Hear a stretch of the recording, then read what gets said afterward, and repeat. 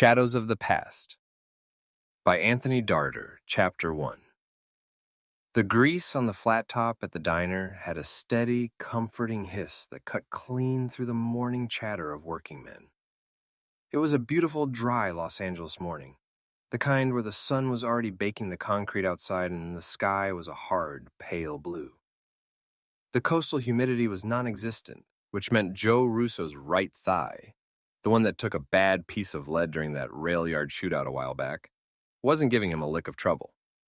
He'd left his walking cane back in the umbrella stand at our Broadway office, and right now he was sitting across from me, moving smooth and looking more relaxed than I'd seen him in months. The breakfast rush was in full swing and the room was alive with the best kind of noise. Silverware clattered against heavy white porcelain mugs, the griddle popped, and a low collective rumble of morning chatter filled the space. The air was a warm, thick fog of burnt butter, maple syrup, and strong chicory. Rose was moving between the tables with the kind of smooth, effortless efficiency. She was slinging plates, carrying a stack of menus, and keeping the whole floor running like clockwork. On the other side of the diner, Big Mike and his boys from the loading docks were already holding down their usual large table near the jukebox. They were making a racket, their booming, gravelly voices carrying over the clatter of the kitchen as they gave Rose some friendly, loud-mouthed jabbing about the speed of the service. Rose didn't even look up from her tray. She just slung a towel over her shoulder, fired back a razor-sharp remark that had their whole table roaring with laughter and kept right on moving. Big Mike slapped his knee in appreciation, howling at the dry, sarcastic comeback. I couldn't help but let a quiet, proud smile tug at my mouth. Rose slid up to our booth, dropping a fresh pot of coffee on the laminate table, and flipped our mugs right side up. She poured until the dark liquid threatened to spill over the rims, the steam hitting my chin with a rich, dark aroma. "Ham and eggs coming up, boys," Rose said, giving me a quick, warm wink and letting her hand rest gently on my shoulder for a brief, reassuring second. "Try not to solve all the city's problems before the eggs get cold." "We only solve the ones that pay, sweetheart," I grinned, leaning back and wrapping my hands around the hot mug. "I'll believe that when I see a check that doesn't have a bullet hole in it," she teased, before turning on her heel to hustle back toward the loud, sizzling chaos of the kitchen. Joe took a slow, appreciative sip of his coffee, leaning his forearms on the table. He looked out at the busy room, his eyes scanning the counter and the door out of old, deep-seated habit, but his shoulders were loose. "She runs a tight ship, Jack," Joe smirked, adjusting his collar. "She runs the whole fucking neighborhood from the looks of it, Joe," I said, reaching into my shirt pocket. I pulled out a pack of Camels, tapped one out against my thumb, and lit it. I took a long, dragging pull of the Turkish blend, letting the blue smoke trail slowly out of my nose. Rose returned a minute later, balancing two heavy plates along her forearm and setting them down with practiced ease. The ham was thick-cut, charred perfectly at the edges, and the eggs were runny, swimming in butter next to a stack of thick-sliced toast. "Eat up, gentlemen," she said, and vanished back into the crowd. I picked up my knife, cut off a thick piece of the ham, and dug in. The food was absolute salvation, and for a few minutes, we just sat there, enjoying the warmth, the grease, and the rare, comfortable peace of a morning where nobody was rah-rahing to put a bullet in us, for once. Then the bell above the front door gave a tired, metallic rattle. I looked up through the haze of the cigarette smoke. The door opened, and Dave Donaldson stepped inside, shaking a bit of the morning dust off his hat. The lines around his eyes were carved deep by 30 years of watching the worst things people could do to one another in this town. But today, the usual cynical slowness that dragged at his shoulders was entirely missing. He walked with a genuine, light-hearted bounce in his step. He scanned the crowded room, spotted our booth, and started navigating his way through the busy aisle toward us. "Your secretary said I might find you knuckleheads here," Donaldson said, stopping at the edge of our table and giving Joe and me a mock glare. I let my fork rest against the plate, a smirk flashing across my face as I leaned back in the vinyl booth. What brings you to this side of town, Donaldson? Donaldson leaned one hand on the edge of the laminate table, looking down at us like a school principal catching two kids skipping class. I just wanted to tell you that I'm taking an early retirement. I paused, taking a slow drag of my camel, and looked him up and down. Early, I said, letting a dry, teasing chuckle out of my throat. Your first service revolver was cap and ball. Donaldson let out a dry, booming bark of a laugh that had a couple of streetcar drivers at the next table turning around to look at us. Still a wise ass, I see. Hey, I replied, reaching for my mug. You stick with what works. Joe leaned forward, his expression turning serious but warm. How much longer do you have, Dave? Just a couple more days, Donaldson answered, his voice dropping into a tone that was almost reverent. For a split second, his eyes drifted toward the sun-baked window, looking right past the neon signs of Broadway. Well, hell, I said, setting the mug down with a cheerful thud. What are you going to do now? Donaldson's grin widened, a genuine boyish light breaking through the weathered mask of an old homicide detective. First thing I'm going to do is rescue an old friend from his exile and take him to the mountains for a fishing trip. I even bought a new rod for the occasion. He straightened up, proudly patting his breast pocket where the crisp, folded corner of a sporting goods receipt peeked out next to his badge. But I have to get going. The captain's got a stack of paperwork waiting for me to sign off on before they let me walk. Just wanted to give you the good news. Joe smiled, extending his hand across the plates. Well, congratulations, Dave. You've earned it. Donaldson gripped Joe's hand firmly, then exchanged a brief, respectful nod with me. He gave a warm wave to Rose, who was clearing a table nearby, and raised a hand to Big Mike as he passed the register. The bell rattled above the door one more time as he pushed out into the bright morning, stepping onto the sidewalk to finish out his long police career. The glass on the front door was still vibrating from the rattle of the brass bell when I let out a slow, quiet stream of smoke from my camel. I watched Dave's silhouette fade into the gray morning fog, his heavy overcoat disappearing around the corner toward the precinct. For a long minute, neither of us said a word. Joe just stared down into his black coffee, idly turning his mug in a slow circle against the laminate. A fishing trip, Joe finally muttered, a rare soft warmth breaking through his weathered face. Dave's gonna look ridiculous in hip waders. He'll probably wear his gun out on the lake in case the base try to attack, I chuckled, taking a slow sip of my own coffee. But goddamn, Joe, he really has earned it. More than any of them, Joe said, leaning his head back against the vinyl cushion. When we first got back from Europe, still smelling like trench dirt, I didn't know which end of the city was up. If Dave hadn't been there to grab us by the collars and light a fire under our asses, the precinct would have chewed us up and spit us into the gutter before we even got our shields polished. He was the only one who didn't look at us like we were ticking time bombs. I murmured, staring at the empty street outside. I remember my first week in homicide. I wanted to put my fist through a wall every time some slick defense lawyer smiled at me.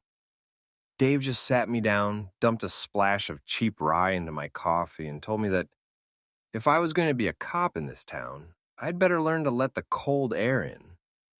He kept my head on straight, Joe. He kept both of our heads on straight. He was more than a senior officer, Joe said quietly, his eyes drifting toward the counter where Rose was pouring a fresh cup for a regular. He was the closest thing to a father we had. A guy could talk to him when the nightmare started up at 3 a.m. He never judged. He just listened and told us to keep our boots polished. He's a good man, I said. I raised my mug slightly, looking across the table at Joe. I hope the trout keep biting, Dave. To the best of him, Joe said, clinking his mug against mine. We drank to the old man, the bitter coffee, tasting like a quiet promise of peace. The front door jangled again, but this wasn't Dave's steady, rhythmic step. The door swung open with a violent shove, and Paulie shuffled into the diner. He looked like a man who had just crawled out of a fucking gutter. His tie was completely undone. His fedora was sat crooked on his head, and he carried himself with a heavy physical exhaustion that made Joe and me immediately start grinning before he even reached our booth. Because we knew what was coming, he slid into the empty spot next to Joe, let out a long theatrical groan, and buried his face in his massive palms. "Don't say a word, Jack," Paulie mumbled through his hands. "I'm telling you, not one single word." Rose spotted him from across the floor and walked over, already sliding a fresh mug onto the table and filling it with steaming black coffee. "Morning, Paulie. You look like Veronica's been using you for bayonet practice." "I wish, Rose," Paulie groaned, dropping his hands and looking at us with pure, unadulterated desperation in his eyes. "The garage apartment is done. The paint is dry. The crown molding is straight. But now Veronica wants more." "More?" I asked, putting my Camel in the ashtray. "You built her mother a palace, Paulie. What else could she possibly want?" "Well, I need to build an addition onto the garage," Paulie groaned, his voice rising an octave in pure domestic despair. "It isn't big enough for her and all the crap she wants to keep cramming in there.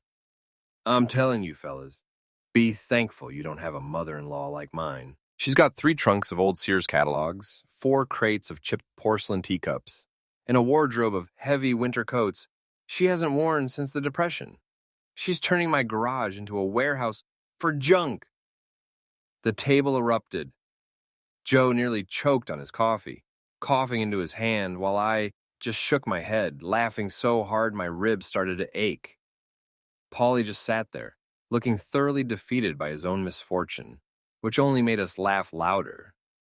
Right then, the bell above the door jingled louder than usual. Dogface and Handsome strolled through the diner, shaking the morning off their heavy wool collars. They took one look around the crowded room, spotted our booth, and marched straight over, sliding into the remaining space just in time to catch the tail end of Paulie's desperate, high-pitched rant. "I could take care of it for you, Paulie, but it's going to cost you," Dogface said, his gravelly, low voice cutting through the laughter like a concrete block hitting the floorboards. Paulie stopped his grumbling, looking across the table at the massive, scarred enforcer with a deadpan squint. "Are you kidding?" Paulie asked, throwing his hands up in mock exasperation. "I think they try to keep me broke, so I can't hire a hitman to take them out. You sure you wouldn't do it for a pal?" Dogface didn't even look up from his coffee mug, his broad, scarred brow furrowing into a small, terrifyingly neutral grin. "I would do it even if you wasn't a pal," Dogface replied, his voice a low, rumbling grunt. "But I don't do charity work, and as a pal, it's quite funny to watch you suffer." The whole table absolutely erupted. Handsome lost his usual cool, Hollywood composure, laughing so hard he had to wipe his eyes with his sleeve, and Joe let out a rare, booming bark of a laugh that had Rose looking over from the kitchen hatch with a wide, bright smile. Even the streetcar drivers at the next table were chuckling into their plates. The only one not laughing was Paulie, who just sat there, staring miserably into his coffee mug, shaking his head in silent, tragic defeat. "You guys are real humanitarians," Paulie muttered. "A regular bunch of saints." Chapter 2. We finished our coffee, paid the bill, and Rose gave me a quick, warm kiss at the register before the 5 of us filed out onto the sun-baked Los Angeles pavement. We walked the short block back to the office, our boots scuffing a steady, comfortable rhythm against the concrete, the easy laughter and joking from the diner carrying right along with us.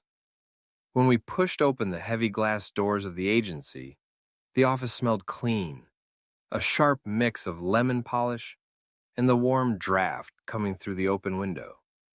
Sarge was behind her desk, her fingers flying in a steady, aggressive rhythm as she clacked away at the Underwood typewriter, and Hammett was curled into a glossy black ball on top of the radiator, completely indifferent to our return. Sarge paused, her keys going silent, as she looked up from her neat rows of letters.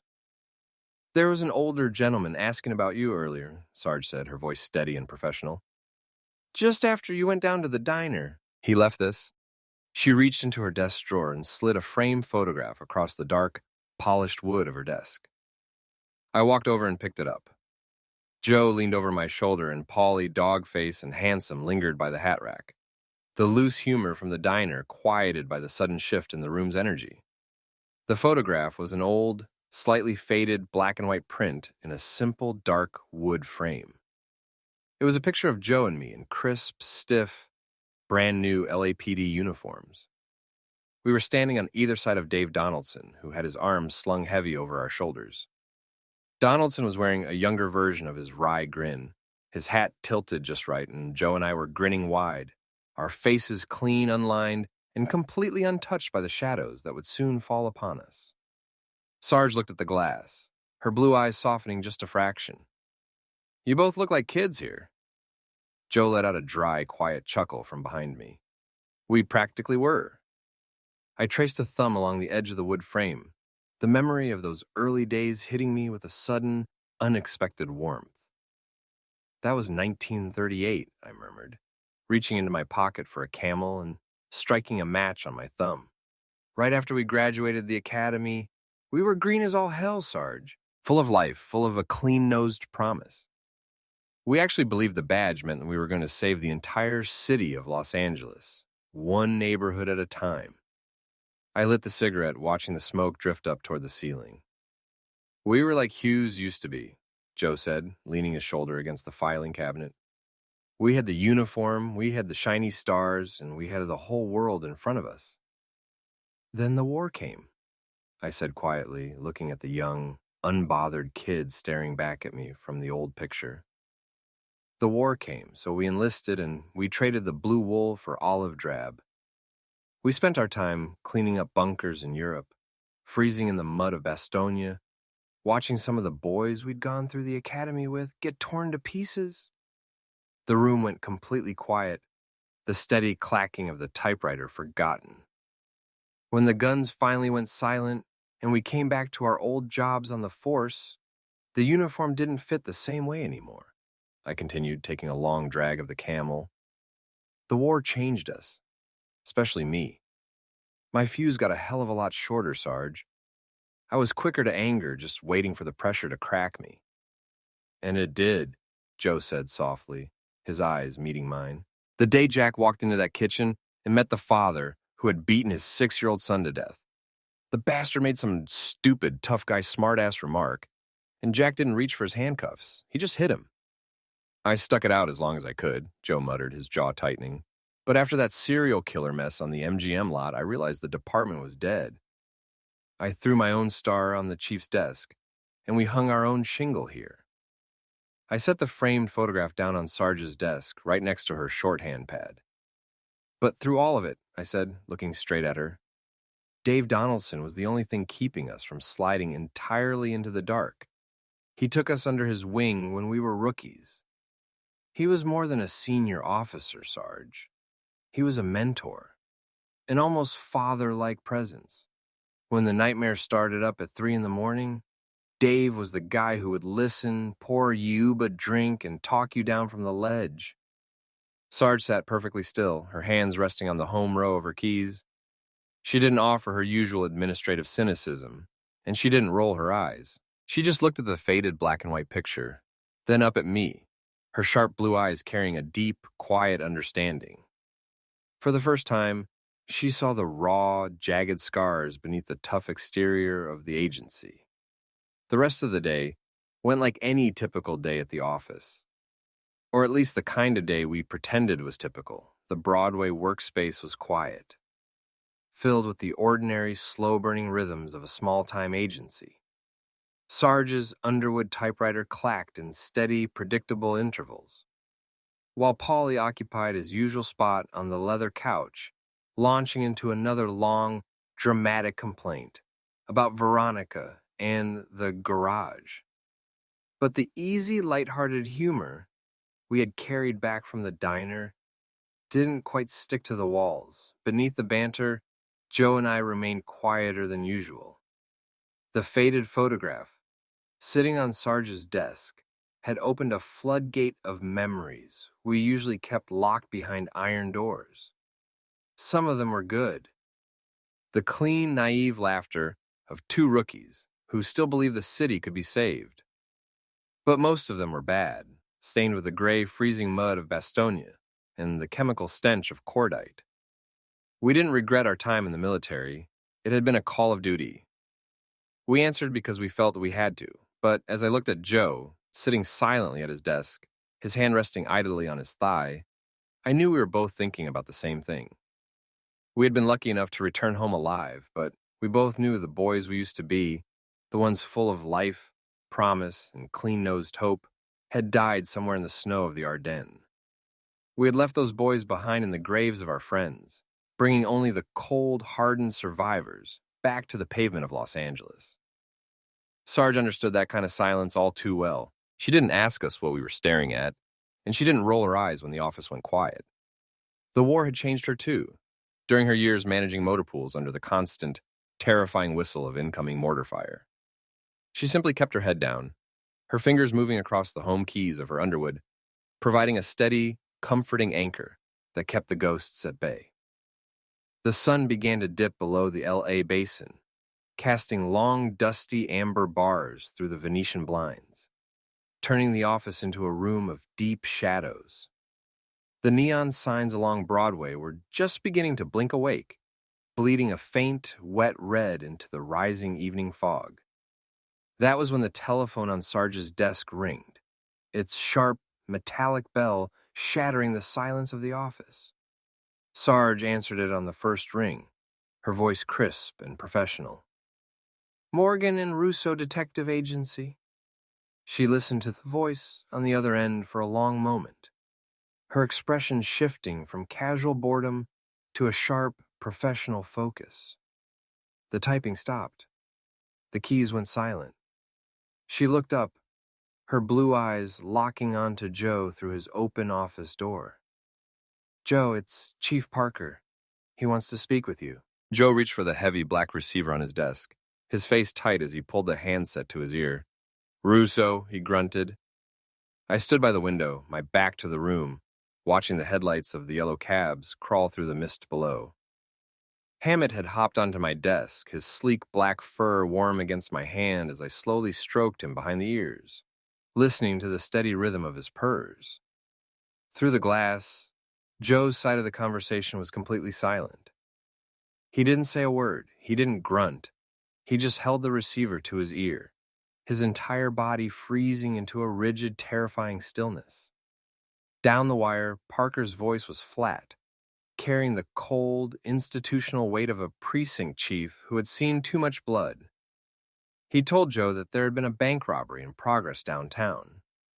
The suspect had come out of the double doors, blasting with a heavy-caliber weapon.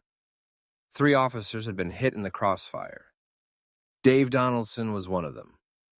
Parker had paused, his gravelly voice dropping into a low, exhausted register. He told Joe he figured we would want to know, because he knew how much we respected the old man. Then the chief let out a slow, heavy breath through the receiver and said, "This was the easier call to make, Joe. The next one will not go so well." Joe didn't answer him. He slowly, methodically lowered the handset back onto the cradle, his hand remaining clamped around the Bakelite grip as if he were trying to keep his fingers from shaking. I turned away from the window, Hammett letting out a soft, inquisitive mew as my hand left his fur. I looked at the absolute dead silence in the room.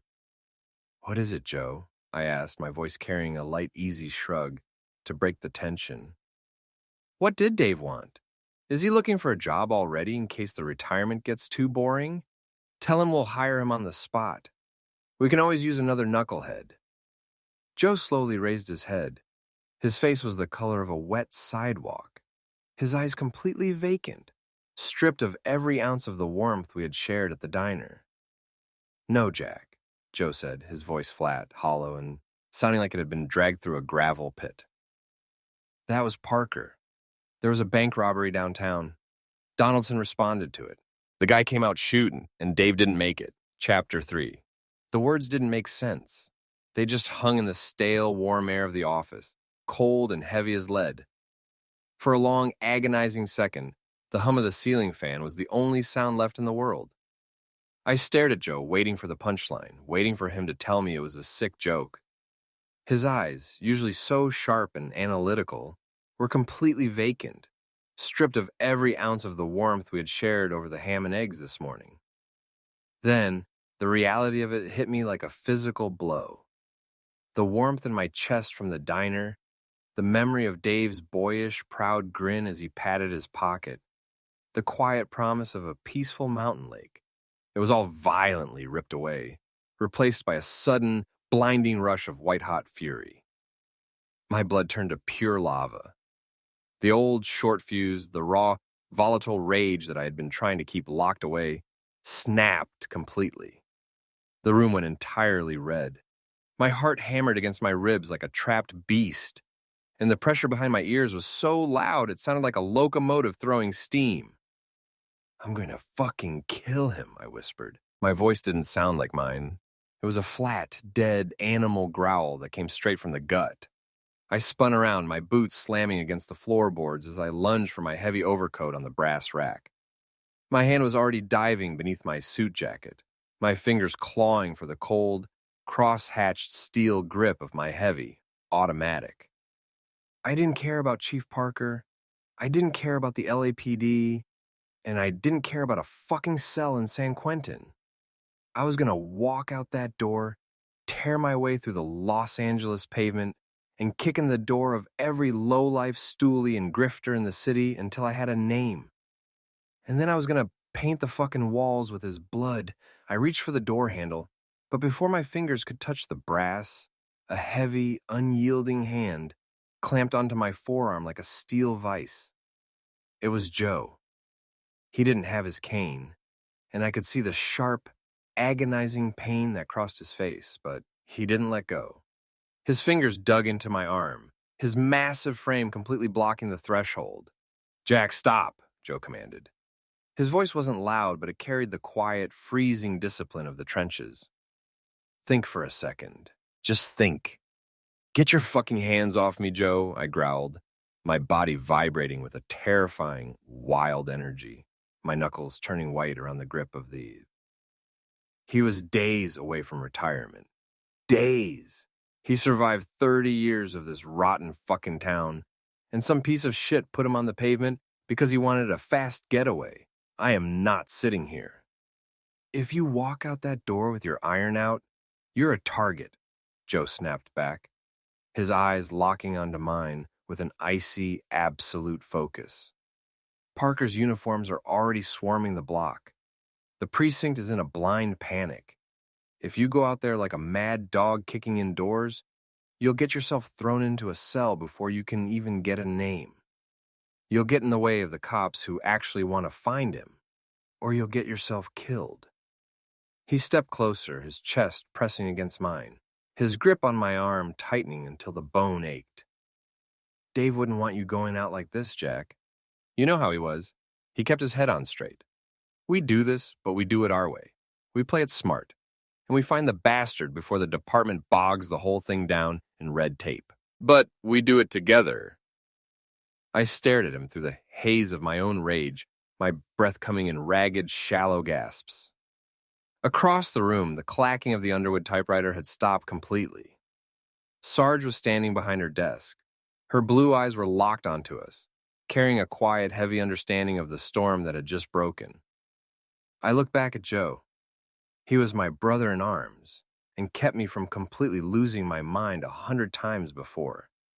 Slowly, the white-hot heat in my chest began to harden into a cold, clinical, and deadly freeze. My hand slid away from the wardrobe 5, and I let my coat fall back against the rack. "Okay," I whispered, the words tasting like iron in my mouth. "We do it together, but when we find him, Joe, the law doesn't get him." Joe let out a slow, tired breath, his grip on my arm finally relaxing. "The law won't even know we were there, Jack. They will just find the carnage." I walked back to my desk, my hands perfectly steady. I picked up the heavy black handset of my telephone, listened for the dial tone, and dialed the private unlisted number for the Los Angeles estate of Don Giuseppe Pandolini. The line rang twice before a deep, gravelly voice answered, with smooth, quiet authority. "Yeah. Dogface, it's Morgan. Sir," I said, my voice dead and flat. "Put me through to the Don, now."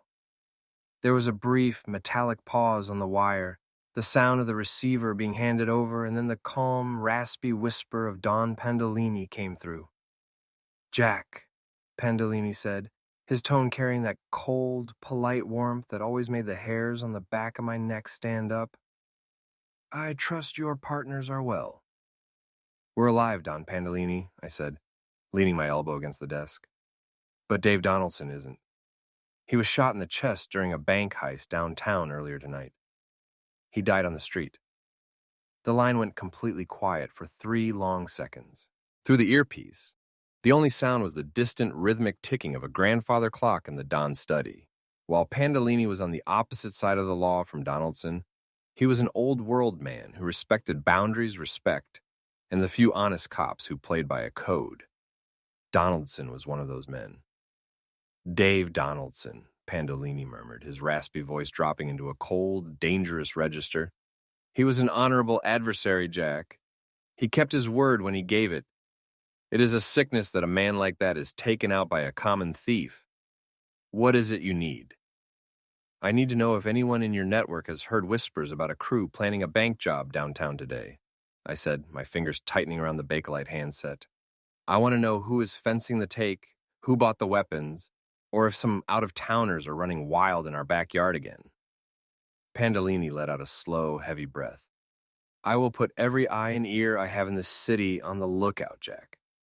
Before the sun rises, my people will be squeezing every numbers runner, bookie, and dock boss from San Pedro to the Flats. If a leaf falls from a tree in Los Angeles tonight, I will know about it. And when I find where the shooter is laying his head, I will call you myself. He has made his last mistake." "Thanks, Don," I said, and set the phone back down on the cradle with a heavy clack. I turned back to the room, the silence of the office pressing in around us. Joe was still standing by the door, his face hard as a stone. "Okay, Joe," I said, leaning against my desk. "What's our first move?" Joe rubbed the back of his neck, let out a slow, tired sigh, and shook his head. "The logistics won't work on this one," I said, my voice entirely flat. "This isn't like our other cases. It was a bank robbery. There isn't going to be a paper trail. You don't go down to City Hall and put in a request to rob a bank." I looked at Joe, my hand still resting on the cradle of the heavy black telephone. He knew I was right. A bank heist didn't leave a paper trail. You couldn't go down to the Hall of Records, slide a clerk a $5 bill, and ask to see the blueprints for a stick-up. It was a street-level job, which meant we had to find a street-level punk to squeeze. I opened my mouth to say as much, but before the words could clear my teeth, the telephone on Sarge's desk shattered the silence again. Sarge picked it up on the first ring, her face tightening as she listened. She didn't look at Joe. She looked straight at me, her hand covering the mouthpiece. "Jack," she said, her voice dropping to a flat, professional whisper. "It's Pandolini." Again. I walked over, took the receiver from her hand, and held it to my ear. "Morgan." "Jack," Pandolini's raspy voice came through the wire. But the cold, executive detachment he usually carried was completely gone. His tone was sharp, almost unsettled. "Have you and Russo been out on the pavement already? Have you been kicking down doors in the Flats?" I frowned, looking back at Joe, who was leaning against the doorframe of his office. "No, we're still at the office, Don Pandolini. We're trying to map out our first move." "Why?" "Because my people just called me," Pandolini rumbled, his breath rattling against the mouthpiece. "Every single informant, every low-rent bookie, and every street scout we have between Broadway and the river has already been visited, and they've been beaten nearly to death. The ones who can still speak are babbling about a ghost. An older man, tall with gray in his hair. They say he moves like a shadow and hits like a freight train." The air in my lungs went cold. I gripped the Bakelite handset tighter. A ghost? There's only one man I have ever known who used those kinds of brutal, uncompromising methods, and who had that kind of relationship with Dave Donaldson, Pandolini said, his voice dropping into a low, chilling register. But it cannot be him. He retired 10 years ago. He walked away from the city and hasn't been seen since. Who is it, Don Pandolini? Dan Turner, the Don whispered through the static. If it is Turner, Jack, he will stop at nothing, and he will not care who he has to go through in order to find Donaldson's killer. The streets of this city will run red with blood before he is finished. The line went dead with a heavy, definitive click. I slowly lowered the receiver, my mind racing backward through the fog of my rookie years. I remembered sitting in the back of a patrol car on the midnight shift, watching Dave Donaldson chew on a matchstick and spin yarns. He'd told us stories about Dan Turner, about how he'd cleared out entire black market syndicates on the Sunset Strip with nothing but a Roscoe in his hand and a bottle of rye in his pocket. Back then, Joe and I had laughed about it. We figured the stories had to be exaggerated, right? Just an old-timer, inflating the past to keep a couple of green, cocky kids from getting too big for their boots. But as I looked at the heavy silence of the room, the legend didn't feel like an exaggeration anymore. What did the Don say, Jack? Joe asked, his face tight as he watched me. He says we aren't the only ones hunting, I said, reaching for my trench coat on the rack. He thinks Dan Turner is back, and he's already tearing up the flats. Joe's jaw dropped, his stubborn face turning pale. Turner? He's been gone since 38, Jack. He's alive enough to be breaking bones. I cut him off, checking the slide on my 45. Paulie, get the DeSoto. We're going out. We spent the next 2 hours rolling the sedan through the misty grid of the city, and we didn't have to do any detective work to find his trail. All we found was a path of broken bodies. At a low-rent betting parlor off Spring Street, the front door was hanging off its hinges, and the local runner was slumped in the corner with a shattered collarbone and his teeth in his pocket. At a dingy pool hall near the rail yards, the bartender was nursing a fractured jaw, whimpering about a silver-haired demon who didn't even ask for the cash in the register, only a name. I parked the DeSoto in the alley behind a baseline joint near the tracks.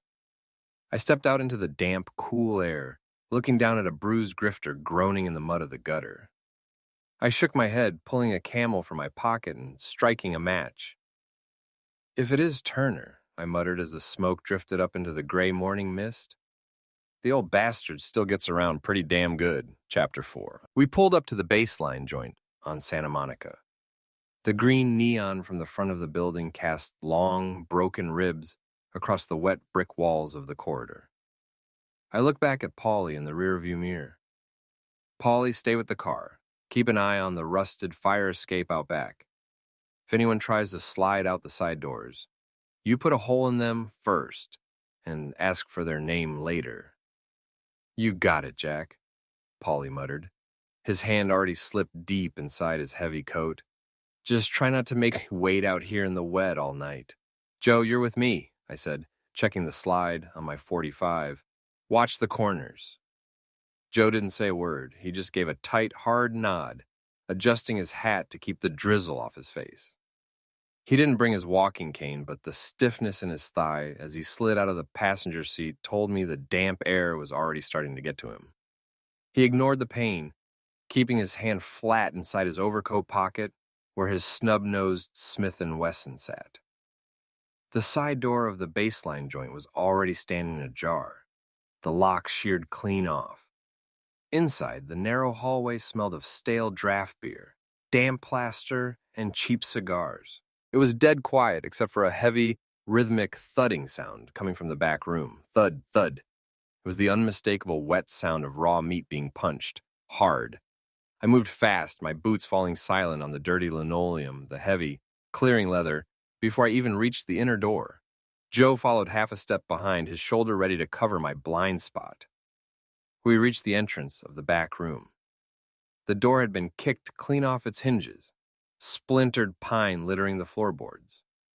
I stepped inside, my gun raised, and stopped dead. Standing in the center of the shadow-drenched room was a tall, broad-shouldered man with graying hair at his temples. He was stripped down to his white shirt sleeves, his knuckles dark with fresh, sticky blood. He was systematically beating a man tied tightly to a straight-backed wooden chair, his right fist coming down in a slow, brutal, and unyielding cadence.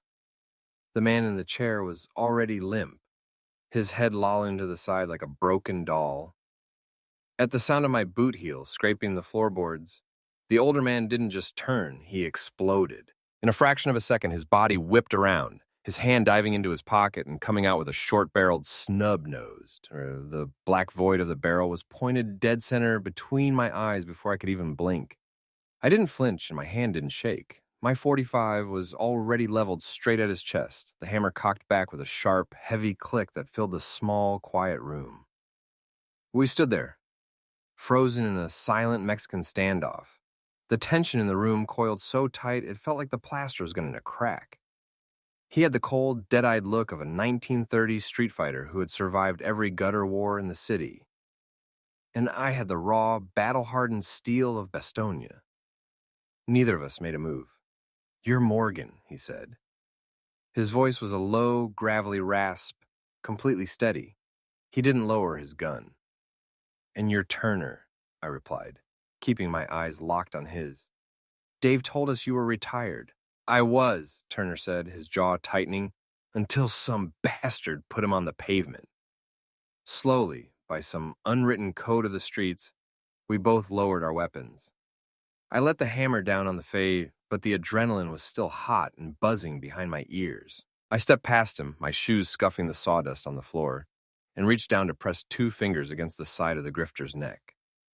The skin was already turning cold, and his head hung limp, entirely unsupported. No pulse. Nothing. I looked up at Turner, the disgust finally breaking through my cold freeze. "If you beat someone enough," I said, my voice flat and bitter, "they'll say anything, even if it isn't true." Turner's face hardened. He picked up a dirty towel from the table and began methodically wiping the blood off his raw knuckles. "I had him right on the edge. He was about to give me the shooter's name." "He's dead, Dan," I snapped, the anger boiling up in my throat. "The dead don't talk. You've been out of the game so long you forgot how to measure your hits. You just killed our only direct link to the bank crew. From the fact that he's already turning cold, you have been beating a dead man for a while." Turner took a step toward me, his eyes flashing with a dangerous old-school pride. "Don't come into my scene and lecture me on how to squeeze a punk, kid. I was running these streets and putting syndicates in the ground before you even knew how to polish a fucking badge." "Yeah, well, those days are gone," I shot back, stepping up to meet his glare. "We didn't get answers, and now the LAPD is going to find a fucking corpse instead of an informant. You stepped on my toes, Turner, and you ruined our best lead." "You want to talk about toes?" Turner hissed, leaning in close enough that I could smell the stale tobacco on him. "Get out of my way, Morgan. I don't need a partner, and I damn sure don't need a babysitter." "I'm not asking you to be a partner, old man," I said. The words came out flat and dry, cutting through the damp, copper-scented air of the room. I kept my hands resting loose at my sides, my fingers inches from my waistband, but the temperature in the room had already plummeted. Turner stopped wiping the fresh blood from his raw knuckles. He slowly lowered the towel, his chest rising and falling as he looked me up and down with the kind of hard, unblinking focus that usually preceded a gunshot. "Don't give me that old man shit," Turner said, his voice dropping into a low, gravelly rasp. "Donaldson told me about you. He was disappointed when you were kicked off the force. He told me that he saw a lot of me in you. I don't see it." He shifted his gaze slowly toward the splintered doorway where Joe was leaning, his eyes tracking the way Joe kept his weight off his right leg. "You must be Russo. He talked about you as well. His favorite knuckleheads. He said you were a good cop." Joe didn't flinch. "Donaldson was our friend and mentor," Joe said, his voice carrying the quiet, absolute weight of our shared history. "We want to see the bastard that killed him dead as much as you do." I stepped closer, crowding the space between them, letting the smoke from my Camel drift up into the damp, rooming house rafters. "We have two choices, Turner," I cut in, my voice dropping into a deadly, unyielding register. "We can either nail the bastard together or kill each other right here, because not a fucking one of us are backing down." Turner stared at me for a long, suffocating second. He looked at the heavy waistband, then back up to my eyes, searching for a bluff, a trace of hesitation or a soft edge. He found absolutely nothing. Slowly, a grim smirk of pure professional appreciation touched his lips. "You're damn sure right about that, kid," Turner replied. He turned and looked back at the cold body in the wooden chair, spitting a shred of tobacco onto the floor.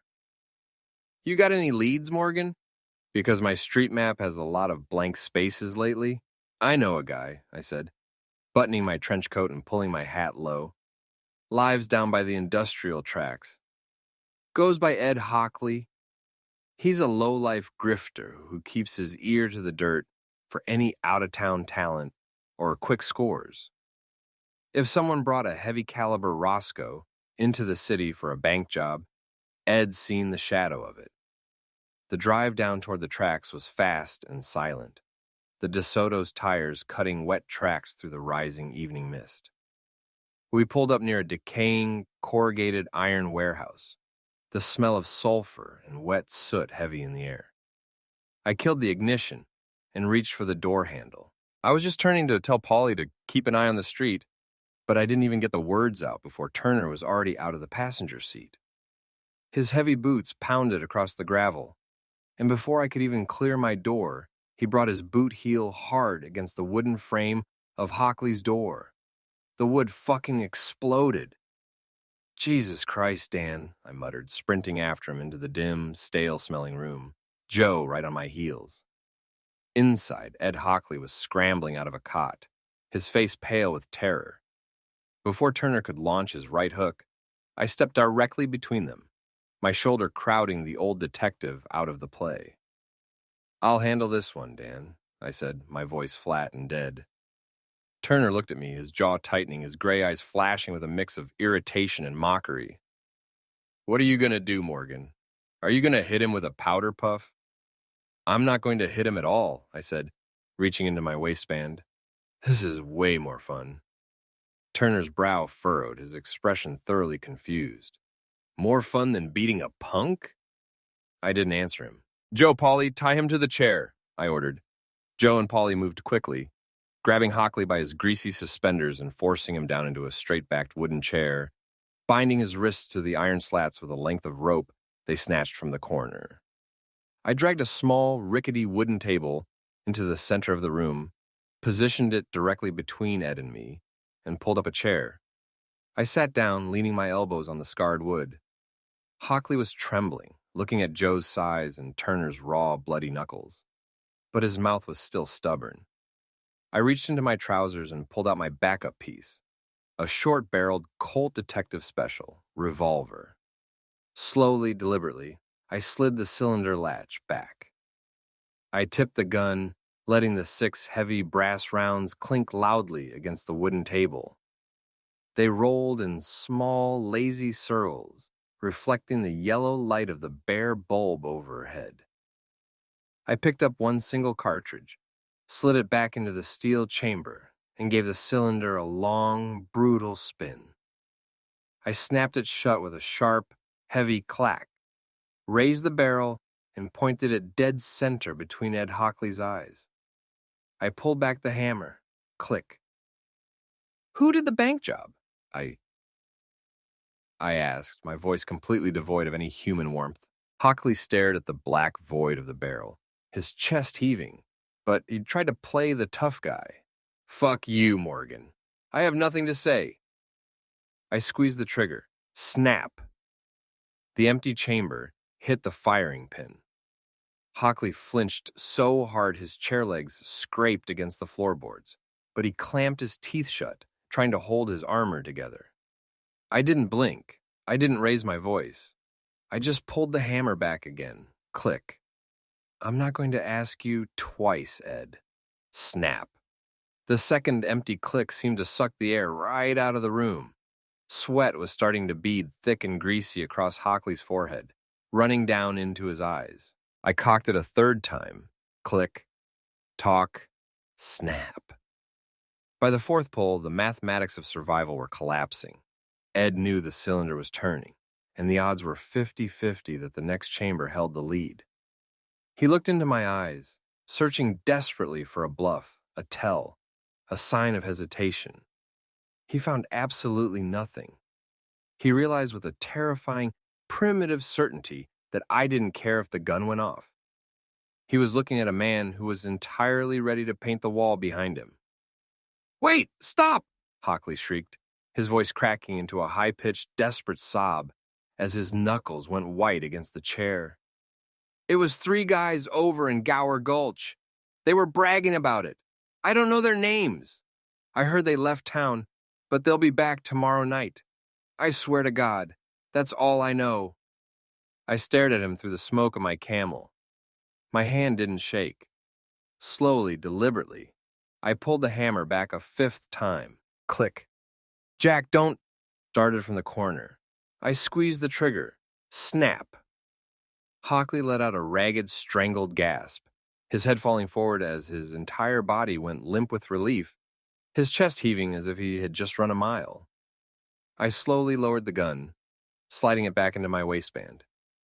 "Looks like your lucky night," I said coldly. Across the room, Dan Turner took a slow, heavy step back. He stood perfectly still in the shadows, his eyes wide, his old-school arrogance completely evaporating. He had seen plenty of raw violence in his prime, but watching me pull that trigger after the man had already talked gave him a deep, freezing chill. He stepped out into the damp hallway after me, his boots heavy on the floorboards. "Why did you pull the trigger after he told us what he knows?" Turner asked, his voice dropping into a low, gravelly register that had a sudden, quiet weight to it. I didn't look back at him. I just adjusted the collar of my trench coat and looked out at the rainy street. "I was curious," I said, "and I don't like having to ask more than once." Turner didn't answer, but the way he stared at me in the light of the hallway told me everything. He was looking at me with a newfound, chilling respect. He finally saw what Donaldson had been talking about. There was some of Dan Turner in Jack Morgan, and it was a shadow that didn't scare easily. Chapter 5. The tires of the DeSoto hummed a low, wet tune against the asphalt as we tracked back toward the office, leaving the industrial soot and the stench of Ed Hockley behind us in the rain. We didn't talk. The silence inside the sedan was thick, heavy with the smell of damp wool, cold sweat, and the sharp burn of the Camels we'd lit to take the edge off. Paulie sat in the back seat, his hat pulled low, his massive frame completely quiet. Beside him, Dan Turner stared out the passenger window, his gray eyes tracking the blurry reflection of the neon signs in the puddles.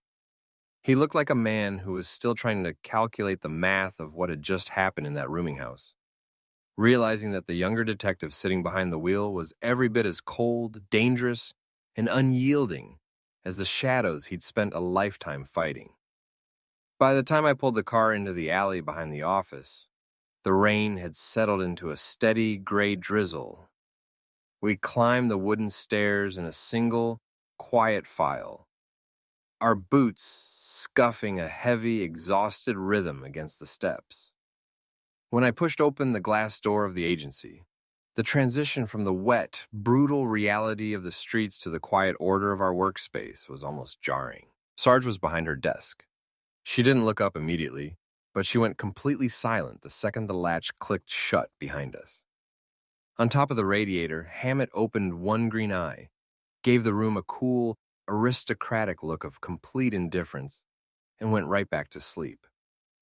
Turner stepped through the threshold behind me. He'd rolled his sleeves back down, but the air around him still carried the sharp, violent static of a man who had spent the last 3 hours breaking bones. He took off his wet fedora, shaking the water off the brim, and his gray eyes immediately bypassed the desks, the couch, and the filing cabinets. locking onto the corner of Sarge's blotter. The old, faded black and white photograph from 1938 was sitting right there, propped up next to her shorthand pad. Turner walked over to the desk, his heavy leather shoes clicking a slow, deliberate rhythm against our clean linoleum. He reached out, his rough, scarred hand, still dark with the dried blood of the grifter he'd beaten to death, closing around the dark wood frame.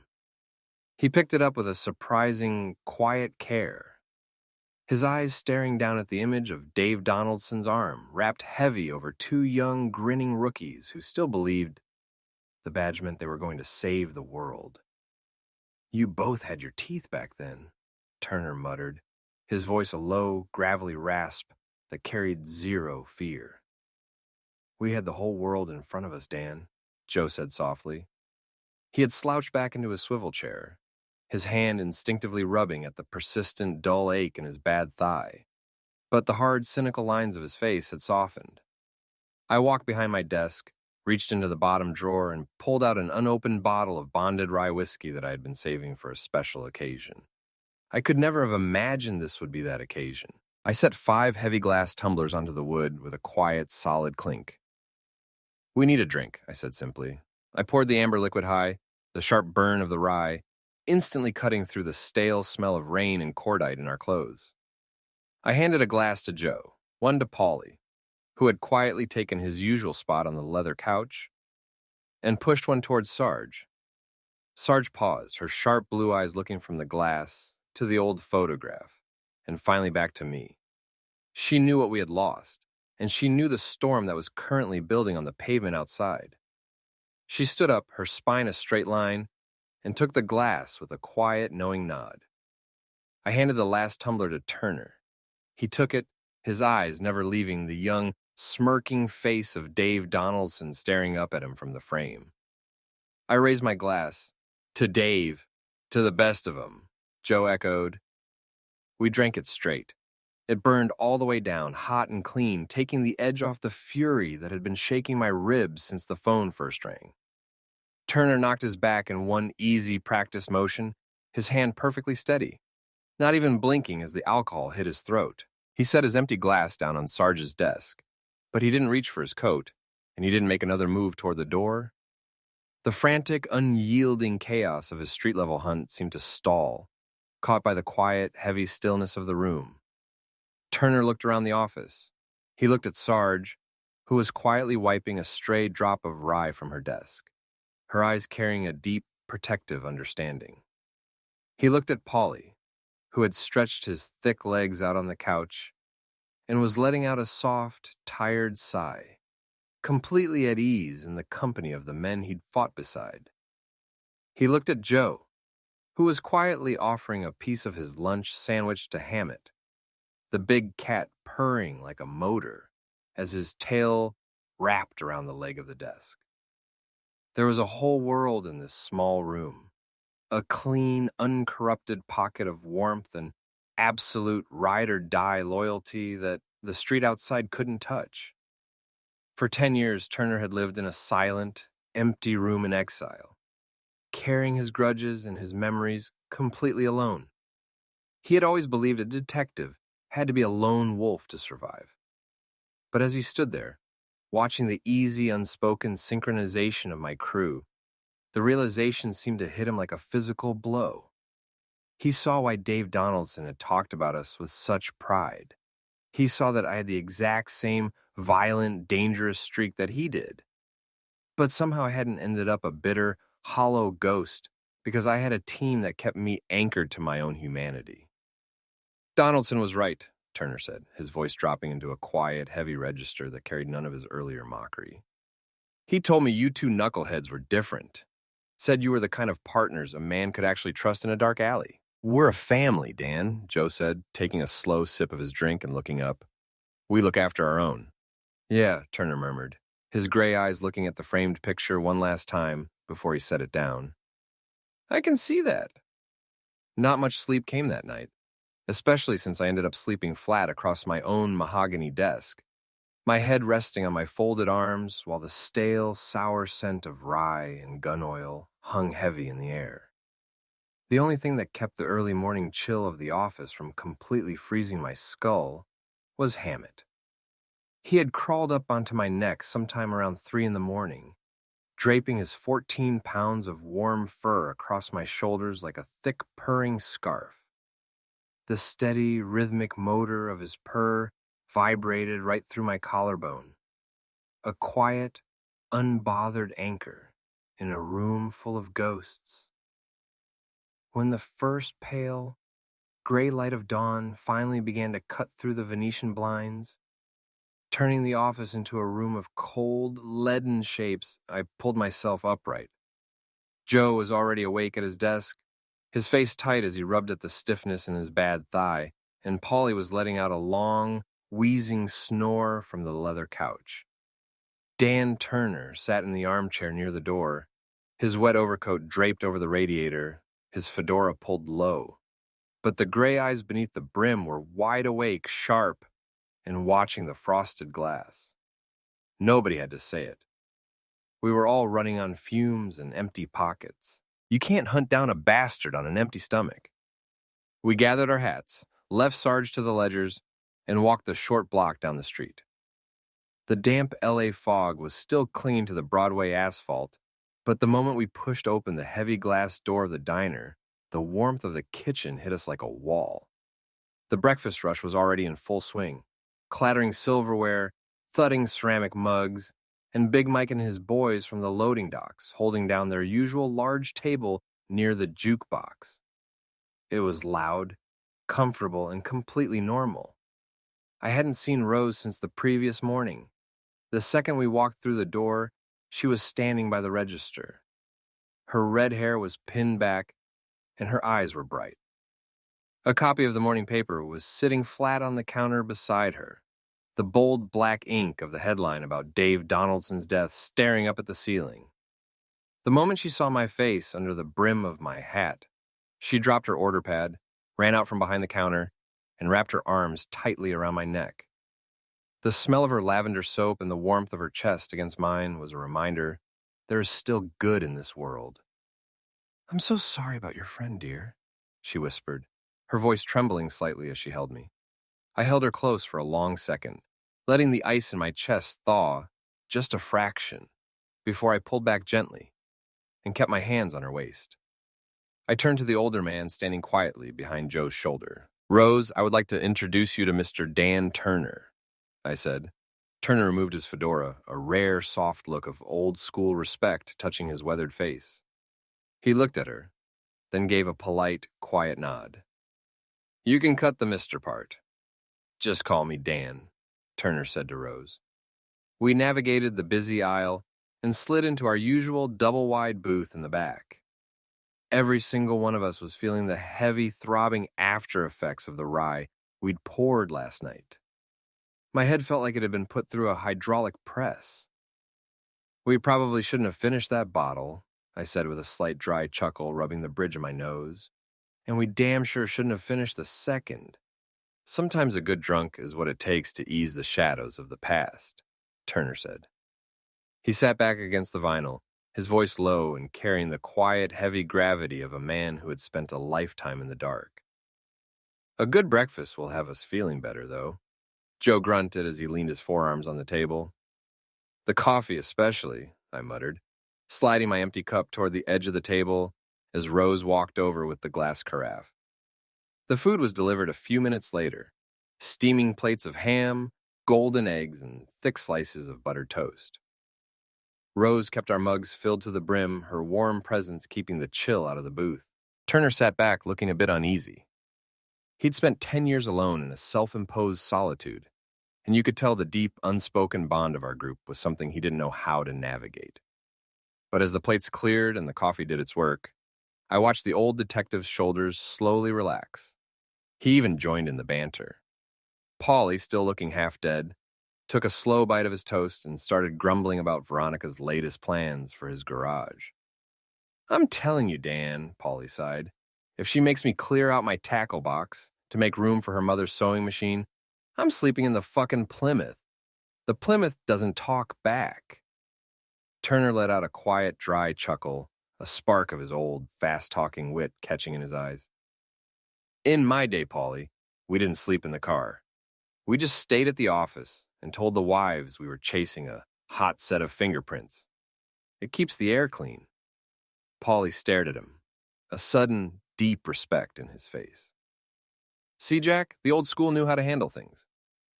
While Turner still felt like an outsider, sitting on the fringe of our table, I could tell he didn't hate having us around.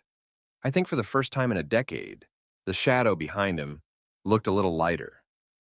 And the war we were about to launch on Gower Gulch felt like a weight we could actually carry. Chapter 6. We left the diner and walked the short block back to the office, our boots scuffing a steady, comfortable rhythm against the sun-baked concrete. The Los Angeles heat was already beginning to rise off the asphalt, dry and heavy, but the easy, relaxed laughter we'd shared over the breakfast plates had died down. It was replaced by a quiet, heavy focus, the kind that settles over men who knew the clock was officially ticking on Dave Donaldson's killers. Joe walked at my shoulder, moving smooth on his feet, his jaw tight as he kept his mind locked on the road ahead. When we pushed open the glass door of the agency, the office smelled clean. A sharp, comforting mix of lemon polish, fresh floor wax, and the warm draft coming through the open window. Sarge was already at her desk, her dark hair pinned back in that neat, flawless roll. Her Underwood typewriter was quiet for once. Laid flat across her desk blotter was a massive, detailed topographical map of Los Angeles, weighted down at the corners by her heavy brass inkwell and a leather-bound dictionary. Hockley was telling the truth about Gower Gulch, Sarge said, not looking up as she ran a red pencil along the grid lines of the map. But Gower Gulch isn't a single street, gentlemen. It's a 5-block maze of cheap boarding houses, transient hotels, and horse stables turned garage shops right behind the studio lots. If you go in there blind, you'll be hunting a needle in a haystack of cheap cardboard sweets. Turner walked over, his heavy overcoat slung over his shoulder, his gray eyes narrowing into 2 cold slits as he stared down at the red pencil marks. We know they're in the Gulch, Turner said, his voice a low, gravelly rasp. We start at Gower and Sunset. We kick in every damn door on both sides of the asphalt, and we make 'em talk. That's how we used to do it. Joe leaned forward, resting his palm flat on the corner of Sarge's desk. Today, you kick one door on Gower, and the other 30 rooming houses will have their back windows open and their bags packed before you can even reload. We don't do this blind, Dan. We do it with a perimeter. Turner watched Joe, then looked down at Sarge, who was systematically noting the 3 primary trolley lines and blind alleyways on her shorthand pad. It was quiet, military precision, the kind of tactical coordination Joe and I had brought back from the trenches of Europe, laid out flat on a Gower street grid. You could see the realization hitting Turner's face. He'd spent a lifetime operating as a lone wolf, running on raw, chaotic momentum, but he was standing in a room with a team that operated like a finely tuned engine. I walked over to the desk, picked up the heavy black Bakelite receiver, and dialed the private line for Don Pandolini's estate. Dogface, I said when the gravelly rumble came through the wire. We've got our targets. They're dropping back into Gower Gulch tonight. But they're slick, and they're laying low. I don't want your boys going in with heaters. A net, Jack? Yeah, put your street eyes on it. The newsies, the cabbies, the bookies on the corners. Have them watch every rooming house on Gower. The second 3 assholes with heavy pockets, a brand new car, or flashy new duds show their ugly faces, I want a phone call. No action. Just the address. You got it, pal, Dogface rumbled. The net is dropping now. I set the phone back on its cradle with a clean, solid clack and looked at Turner. The old-school detective was staring at me from across the desk, a silent, profound look of respect settling into his gray eyes. He'd spent a lifetime kicking down doors and bleeding alone, but he was finally starting to see the sheer unyielding value of having an army holding his perimeter. We spent the rest of the afternoon in the quiet Broadway office, preparing for the push. The air grew thick and heavy with the clean, sharp smell of gun oil and brass solvent as we stripped down our irons. Paulie sat on the edge of the leather couch, his hat pushed back, methodically running a copper brush through the barrel of his piece. The metallic click of his tools was the only sound, breaking the long, heavy silence of the room. Joe sat at his desk, his sleeves rolled up, sorting through 3 boxes of .45 ammunition, counting out the copper-jacketed rounds onto his blotter with a slow, deliberate tap.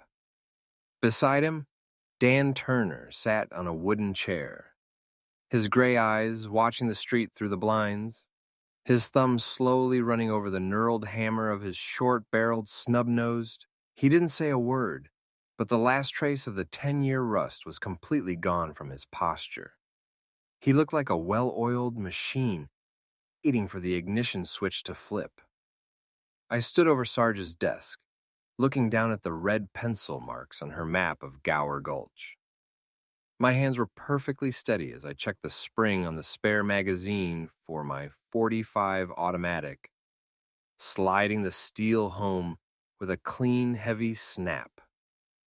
I leaned my palms on the wood, looking around at the 4 of them. "Gentlemen, when they arrive back to the gulch, that's when we make our move," I said, my voice dropping into a cold, flat register that seemed to suck the remaining warmth out of the room. "They won't know what hit them. They thought it was just a bank robbery. They thought it was another deadbeat cop that was in their way. They do not know the hell they have put on themselves." I paused, looking directly at Turner, "and the devil is coming to collect." Turner stopped his thumb against the hammer of his gun. He slowly raised his head, his gray eyes locking onto mine, searching my face. There was no cocky bravado in my voice, no cheap Hollywood talk or big-screen theatrics. He could see the absolute raging fire in my eyes. It was a cold, unyielding promise. It was a declaration of war. "Can we talk in private?" Turner asked. "Sure," I said. "We'll go into my office." The air in the private office felt heavy, charged with the kind of gravity that only settles between 2 men who have stared into the same abyss and walked away with different scars. Turner stood by the window, the harsh, clinical light of the street lamp filtering through the blinds and cutting across his face in jagged stripes. He wasn't looking at the street anymore. He was looking at a version of himself that hadn't quite broken yet. "I can see now why Donaldson thought you reminded him of me," Turner said, his voice a low, gravelly rasp that seemed to vibrate against the wood-paneled walls. He paused, his gray eyes searching my face as if he were trying to read the history written in the tension of my jaw. At the time, he was probably right. Before the agency and before the wife, I could see you walking my path. But look at me, Jack. I exiled myself from the world. I pushed away anyone who loved me, even Donaldson at times. He leaned in, his scarred hand gripping the back of the chair until his knuckles turned white. "I know I'm not one to talk, but you can't let your anger destroy you. You have something I never had, a reason to go home at night, a team that depends on you. You have what I was too afraid to have." I felt the weight of his words settle into my chest. He was talking about the edge, the same razor-thin line I've been walking since I traded my uniform for this office. "That is exactly what keeps me fighting, Dan," I replied, my voice steady, stripped of the cynicism that usually armored my speech. "When I got home from the war, and especially after I was kicked off the force, I didn't care if I lived or died. In fact, I preferred the second option. There were many nights I sat with a fucking gun to my head, wanting to pull the trigger, but I never could." I looked toward the outer office, toward the closed door where I knew Hammett was likely dozing on the radiator, that impenetrable, cold-eyed judge of a cat. It was when I found that big black bastard in there that I found a reason to keep pushing forward. In a way, that cat saved me. This cold, shivering ball of fur I found in an alley one cold winter's night. He needed someone. I just didn't know how much I needed him.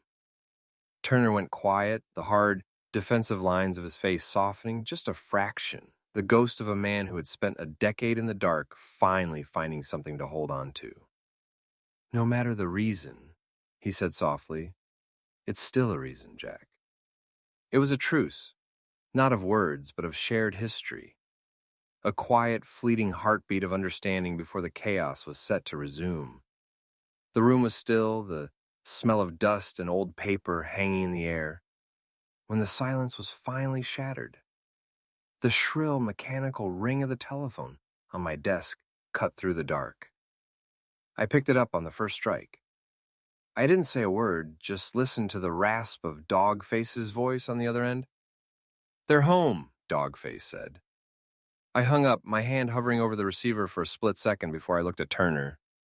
The war wasn't coming anymore. It had already arrived. Chapter 7.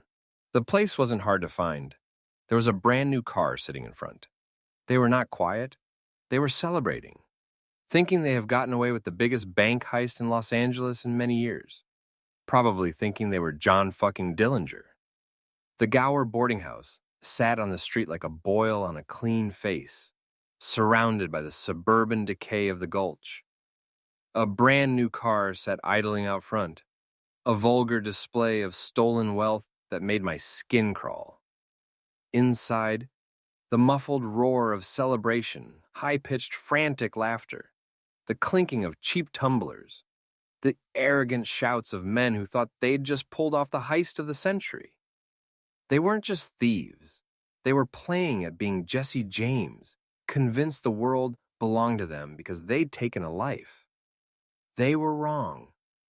The world belonged to us tonight, and we were here to collect. The air inside the house was a toxic cocktail of stale sweat, cheap whiskey, and the heavy metallic tang of incoming death. It wasn't a raid.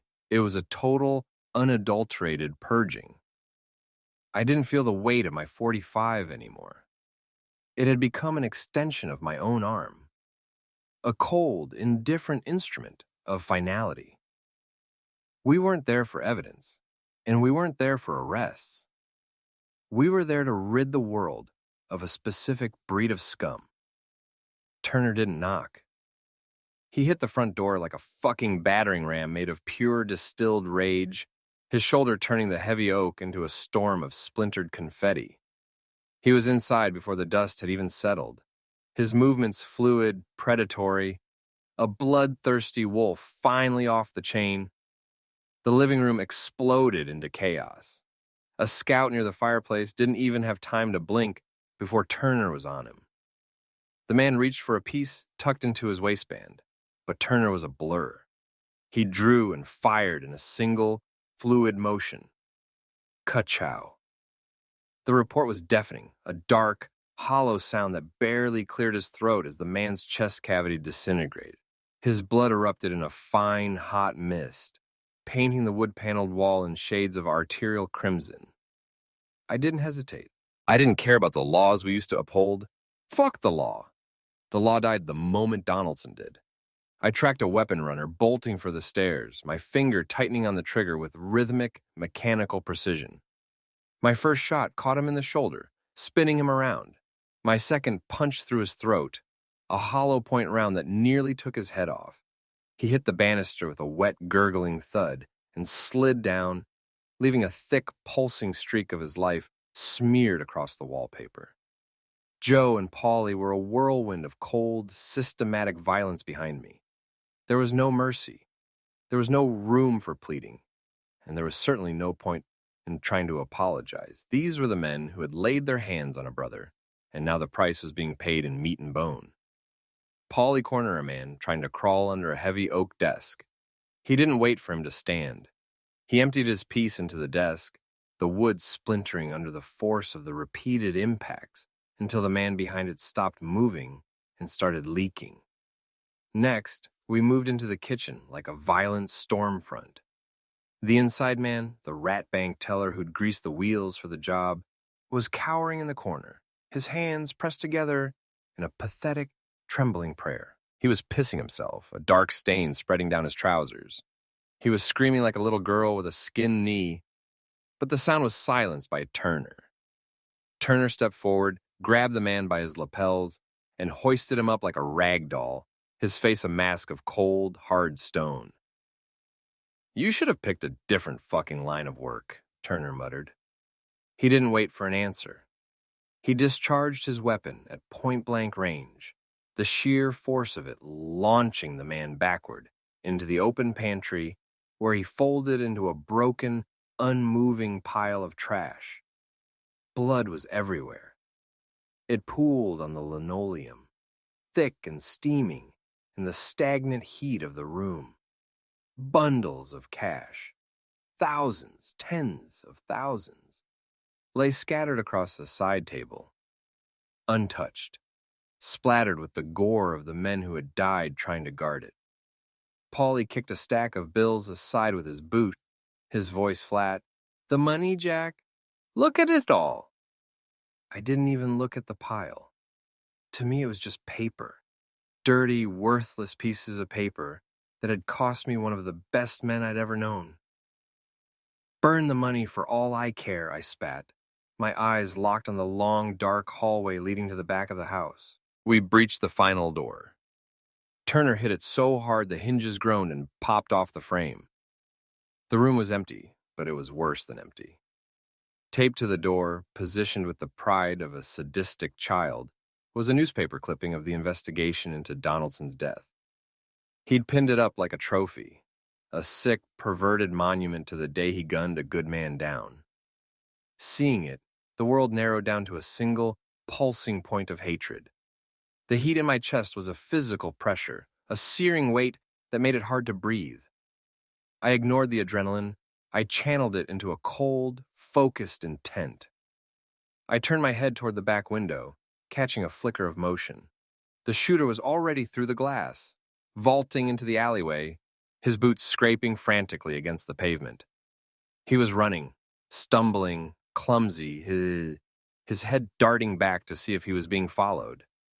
"God damn it, it's too far," Joe rasped, his own weapon leveled at the empty frame. I didn't lift my gun. I watched the shooter stumble, his shoulders hunched, his lungs clearly burning with terror. He thought he was getting away. He didn't understand the nature of the men behind him.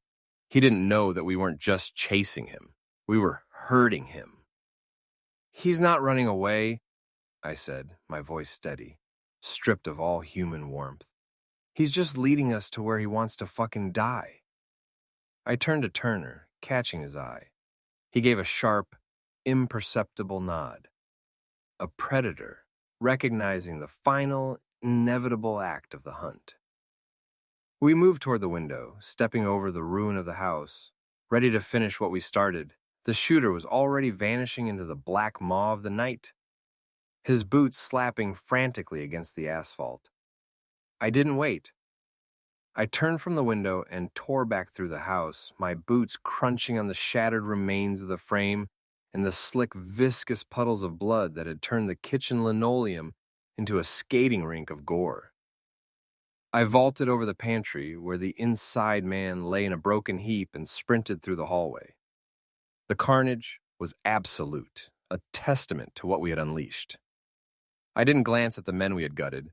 I only kept my eyes on the back door, the hinges swinging wildly in the draft. I hit the back porch, my lungs burning, and plunged into the maze of alleys that snaked behind the Gower boarding house.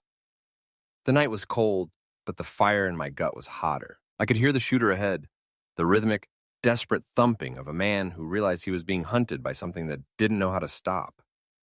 I pushed harder, my legs screaming, every instinct honed by the war screaming for me to catch him.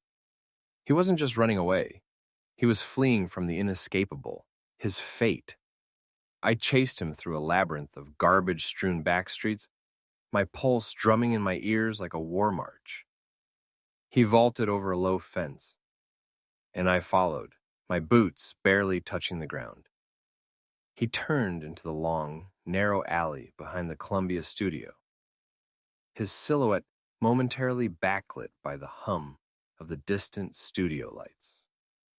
It was a dead end. He skidded to a halt against the towering, windowless brick wall of a soundstage, his chest heaving, his face slick with sweat and terror. He turned, backing into the brick, his hands scrabbling for a weapon that was already gone. Lost somewhere back in the house, he saw me, and the look in his eyes wasn't defiance. It was the hollow, glassy realization that his life was over. All this over some money, he said. Do you really think I give a fuck about the money? I said. This is for my friend. This is for Donaldson. I pulled my .45. The cold steel felt heavy final. My vision tunneled until the only thing in existence was the man who had turned Donaldson's death into a cheap trophy. Every year of war, every sleepless night, and every bit of the hell I'd been carrying since I left the force converged into that one moment. My finger curled around the trigger, a steady, unyielding pressure that promised to end it all. For him and for the part of me that didn't give a fuck if I died with him. Ka-chow. The sound wasn't mine. It was a thunderclap that shattered the silence of the studio lot. The shooter's body jerked violently as the round caught him in the head, slamming him into the brick with the force of a freight train before he slumped into a grotesque, lifeless pile of excrement at the base of the wall. I stood frozen, the barrel of my gun still warm, my heart hammering against my ribs. Turner stepped out from the shadows of a stack of film crates behind me, the smoke curling lazily from the barrel of his own piece. A moment later, the sharp, rhythmic slap of boots echoed against the alley walls as Joe and Polly rounded the corner, their weapons drawn, their faces taut with the same lingering, white-hot fury that had driven us here. They slowed as they saw the shooter, but they didn't speak. They knew the score. Turner holstered his weapon with a slow, deliberate motion, his eyes locking onto mine. "You're still the one who gets to walk out into the sun, Jack," Turner said, his voice a gravelly rasp that cut through the silence of the alley. "I'm already buried in this darkness. It's what I chose, and it's what I'm made of now." He stepped closer, his gaze heavy with a lifetime of things he couldn't unsee. "Donaldson knew it, and I know it. You've still got a chance at a good life, kid. Don't throw it away on trash like this." He turned his back on the carnage, nodding once to Joe and Polly, and walked toward the mouth of the alley, his shadow dissolving into the industrial gloom of the city. I stood there, the gun still gripped in my hand, staring at the wall where the shooter had stood, feeling the weight of the night begin to lift, replaced by a cold, clear, and terrifyingly sober resolve. I turned around, but Turner was already gone. The silence was deafening. He vanished like a ghost in the night. Chapter 8, the silence in the car on the drive back to the office was heavy, a suffocating weight that filled the space between me, Joe, and Polly. Nobody spoke. There was nothing left to say after a night of such absolute bone-deep carnage. The adrenaline that had propelled us through the boarding house and that final alley had faded, leaving behind a cold, hollow exhaustion that sank into my marrow. When we pulled up to the agency, the office was dark. Sarge had already headed home, leaving us to the quiet of our own grim accomplishment. I walked through the front door, my clothes heavy and stiff with the dried blood of the men we had purged. I didn't bother turning on the lights. The darkness felt more honest. "We need a drink," I said, my voice sounding raspy and distant in the stillness. We went to the cabinet, pouring stiff glasses of bourbon. There were no toasts, no nods of celebration. They drank to steady the shaking in their hands, but I drank to quiet the ringing in my ears. It wasn't a night for heroics. It was a night for survival. I drank until I felt the sharp, jagged edges of my rage start to dull, until the man who had been ready to walk off the ledge in that alley felt buried deep enough to be hidden. I couldn't go home yet. If Rose saw me in the state I was in, if she saw the look I'd worn while watching that man die, it would break something that I spent every day of my life trying to protect. Once I had finally breathed myself back into a human shape, I made the drive home. The house was quiet, but a light was still burning in the living room. Rose was awake, waiting. When I walked through the door, the sight of me made her gasp. She stared at the dark, dried splatters coating my clothes, her eyes wide with fear. "Are you hurt?" she asked, her voice trembling. I shook my head, my face a mask of weary resolve. "No, dear, it's not my blood." I didn't want to explain, didn't want to bring the smell of that alleyway into our home. I'm going to go take a shower. I spent a long time under the scalding spray, scrubbing until my skin was raw, trying to wash away the feeling of the night and the metallic scent of death. Afterward, I climbed into bed next to her. Rose didn't press for details. She understood that some things were better left in the dark. She reached out, her hand finding mine in the quiet of the room. "Are you okay, dear?" she whispered. I stared up into the darkness of the ceiling, the image of that alley and Turner's parting words lingering in my mind like a ghost. "No," I said. The morning sun was uncomfortably bright, a mocking contrast to the heavy, suffocating silence that had settled in our house since I returned from Gower. Rose had taken the day off from her routine, her presence a quiet, steady anchor as I stood before the mirror, struggling to knot my tie. She didn't ask questions about the blood-stained clothes I discarded or the hollow look in my eyes. She just smoothed the collar of my jacket, her touch a fragile lifeline to a life I wasn't sure I still deserved. We didn't talk. We didn't need to. The silence in the bedroom was full of all the things we were both trying to ignore. When we pulled up to the cemetery, the air was already thick with humidity and the smell of manicured grass. We moved toward the gravesite as a unit, Sarge, Paulie, Joe, and Rose flanking me like a phalanx. The service was a somber, military-grade parade of precision. The local department had pulled out all the stops, full police honors, the crisp snap of a flag being folded, and the haunting, hollow lament of a bugle cutting through the stagnant morning air. It was a beautiful send-off, the kind Donaldson would have scoffed at for its pageantry, but respected for the gravity it gave to his end. But there was a void in the front row that everyone could feel. It was a physical ache in the crowd. Whispers began to ripple through the sea of blue uniforms like a cold, sharp breeze. Where's Dan Turner? Donaldson's closest shadow, his partner in the dark, was nowhere to be seen. People traded glances and hushed, judgmental remarks, scanning the periphery as if expecting him to emerge from the headstones. I didn't blame them for their confusion, but I knew the truth. Turner hadn't stayed away out of disrespect. He had stayed away because he was already a ghost, and he understood better than anyone that a man like him didn't belong in the clean, sanitized light of a police funeral. The crowd became a crushing weight, the pitying looks of the city brass and the officers who didn't know the cost of our work feeling like needle pricks against my skin. I needed air. I needed to escape the suffocating performance of mourning. I started walking, my pace aimless, until I drifted toward the row of markers where the department buried their own. I didn't have to look back to know Joe was right behind me. He didn't offer empty words. He just kept pace, his heavy, rhythmic stride of familiar comfort. We walked until we reached the stone. Benjamin Robert Hughes, 26, 1847. It had been exactly 1 year since Murphy had killed him. Unlike the older, sunken plots in the distance, the stone still looked stark, clean, and painfully new against the lush green of the lawn. It was a fresh scar on the earth, a constant reminder of the day his luck finally ran out. I stopped, the name pulling the memories of the young rookie, the kid who fought by our side, taken down by a fucking maniac. "I'm so sorry, kid," I whispered, the words tasting like copper and ash in my throat. "I'm sorry we got you killed."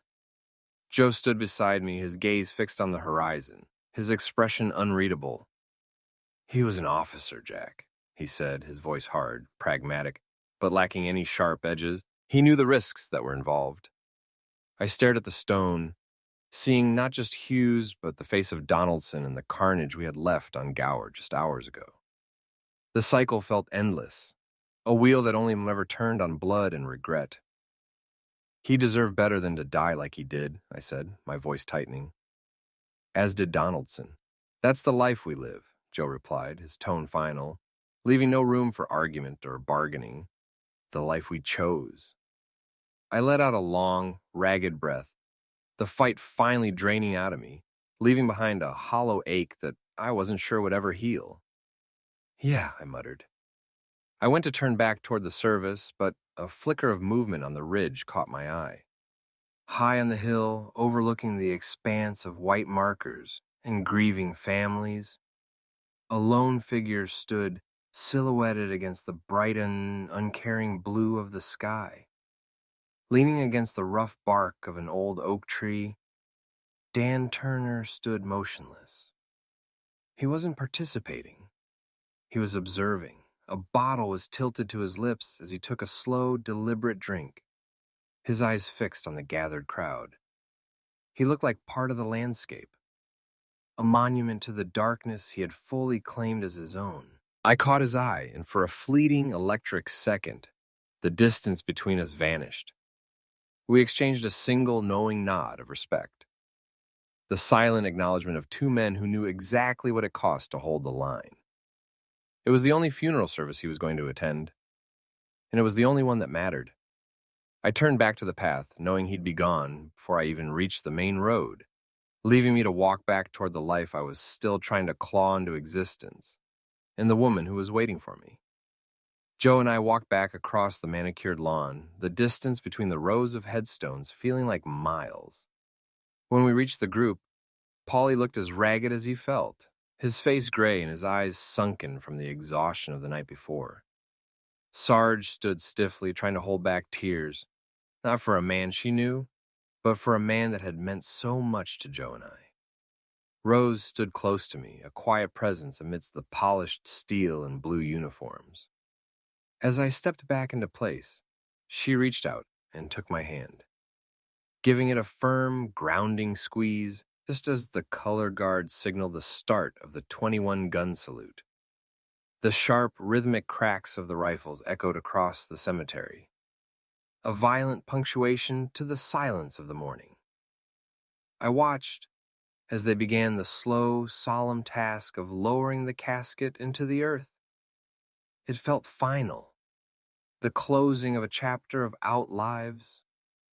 I stepped forward to the edge of the pit, the weight of everything we had carried through that boarding house and into that alley finally settling into my bones.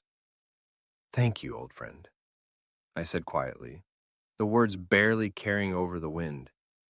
Joe moved up beside me, his voice a low rasp that didn't break the sanctity of the moment, but pierced through the performative grief of the service. "He would have hated this," he said, gesturing toward the flags and the ceremony. I looked at the freshly turned dirt, then at the faces of the men who had bled alongside me, and a ghost of a smile flickered across my face, the first true emotion I'd felt in days. "That's okay," I said, my voice steady. We can hate it for him." Chapter 9. The office was quiet when we returned, the silence thick and heavy, as if the air itself was tired of us. Sarge had already retreated into her own space, leaving Joe and me to the solitude of my office.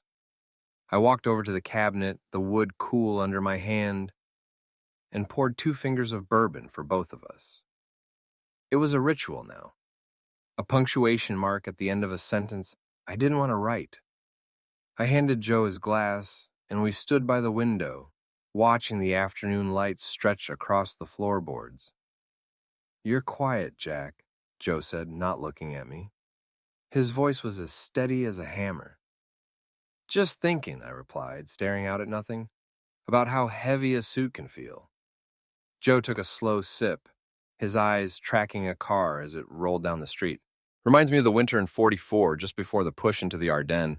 We were holding a ridge that looked like the ass end of the world. Mud, ice, and guys who hadn't slept in 3 days. We lost a sergeant, a good man named Jackson. We had to carry him back through a mile of tree line before we could give him a proper burial, which was hard to do with the ground frozen." He paused, the ghost of a memory flickering in his eyes. "We weren't sad, Jack. We were just exhausted. We were so damn tired that when we finally got him in the ground, we started laughing, a real ugly laugh, because the alternative was falling apart right there in the snow." I finally looked at him, feeling the familiar, jagged ache in my chest settle into something I could actually carry. "Gallows humor keeps the madness at bay." "Exactly," Joe said, meeting my gaze. Don't look for meaning in the aftermath, Jack. It's a fool's errand. Just keep your head down and stay moving. I took a long drink, the burn of the whiskey grounding me in the room in the moment, and away from the edge I'd been teetering on for days. Yeah, I said, a small, grim smile finally breaking through. I guess there's always enough room in the dark to find a laugh, if you look hard enough. We'll find it, Joe said, clinking his glass against mine. The days that followed the funeral bled into one another, a monotonous cycle of mundane misery that, in its own way, acted as a balm. We threw ourselves back into the grind of the agency, desperate for the distraction of the small-time rot that paid our bills. Tracking down a man who thought he could outrun his insurance premiums, staking out a cheap motel for a woman convinced her husband was playing her for a fool, and chasing a deacon who had decided that the church collection plate was his personal retirement fund. It was low-stakes, grimy work, but it was exactly what we needed. As we ground through the paperwork and the stakeouts, the heavy, suffocating gloom that had draped over the office since the raid on Gower began to dissipate, replaced by the familiar, cold pragmatism of our day-to-day operations. In the quiet gaps between cases, my mind often drifted back to that alley, and the absolute calculated violence Turner had unleashed there. For a long time, I had harbored the vanity to think he had done it strictly for me, as a gesture of loyalty or an attempt to save my soul from the precipice. But as the adrenaline faded and the distance grew, I saw the fuller truth. Turner's actions in that alley were, of course, to pull me back from the edge. He knew I was teetering on a path that led to total oblivion. But I realized now that it was also for Donaldson. Donaldson had been the one who feared, more than anyone, that I would go down that dark road and never find my way back. By stepping in, Turner wasn't just settling the score. He was honoring Donaldson's final, unspoken plea to keep me whole. It was a grim tribute, paid in blood, a way for Turner to respect the only man who had ever dared to worry about the person I might become.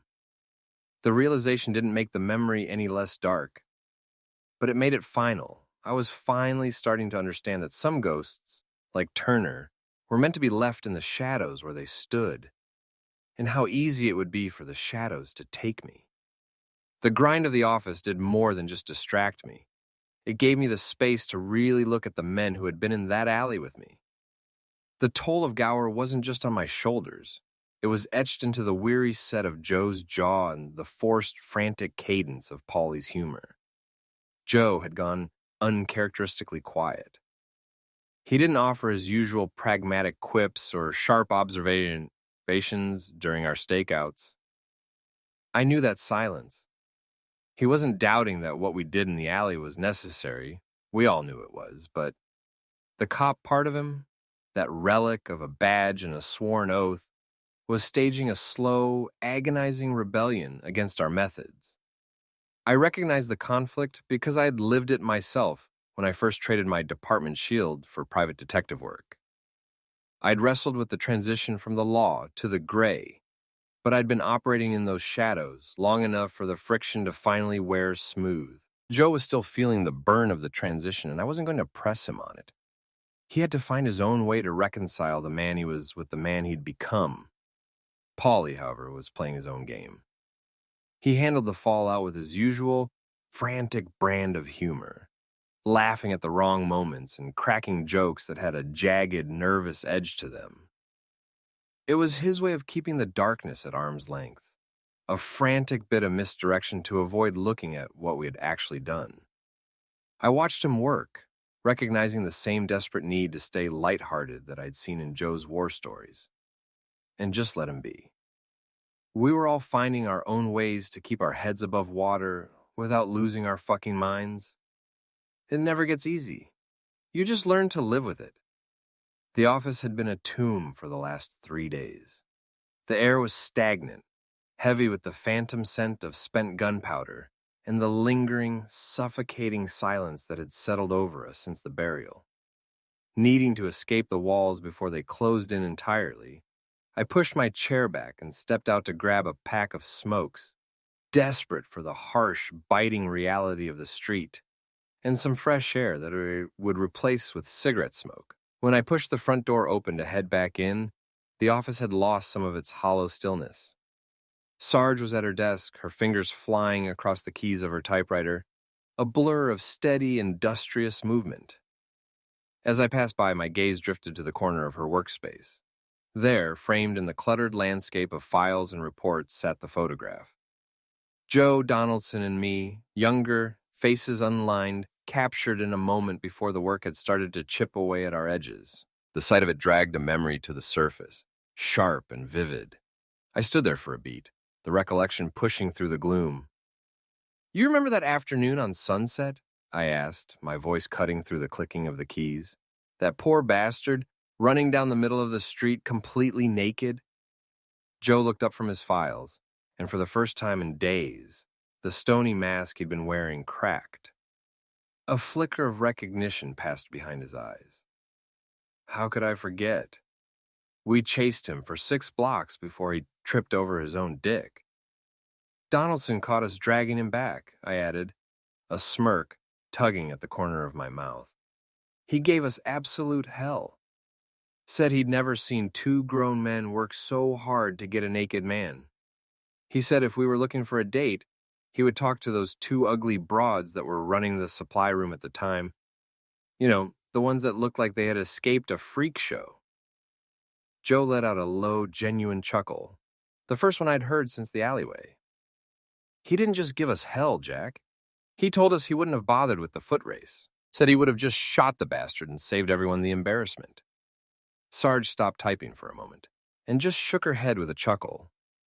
The absurdity of it, the sheer blunt pragmatism that had been Donaldson's trademark, hit us both at once. Polly, who had been leaning against the window ledge, joined in with a dry, knowing laugh. For a moment, the weight in the room didn't feel quite so crushing. We weren't mourning the legend or the victim. We were just remembering the man. And for a few minutes, that was enough to make the air in the office feel breathable again. Chapter 10. The diner was humming with that familiar early morning chaos. The clatter of silverware, the hiss of the espresso machine, and the low murmur of people trying to wake up. I found our usual spot in the back booth, the vinyl worn and cracked in just the right places, and claimed the seat against the wall. One by one, the rest of them drifted in: Joe, Polly, Dogface, and Handsome. They slid into the booth with a collective sigh of relief, the air around us finally starting to feel human again. "Polly," I said, leaning back as I watched him settle in, "I've always wondered, what is it you tell Veronica that you do to keep her from busting down the office door and dragging you out by the ear?" Polly didn't hesitate, flashing that signature, slightly crooked grin. "I tell her the truth, mostly. I tell her that I help with tracking down criminals." "What about the nights you come home covered in blood and smelling like cordite?" I asked. He shrugged, completely unfazed. "I used to strip off in the garage. Always kept clean clothes out there. The mother-in-law put an end to that.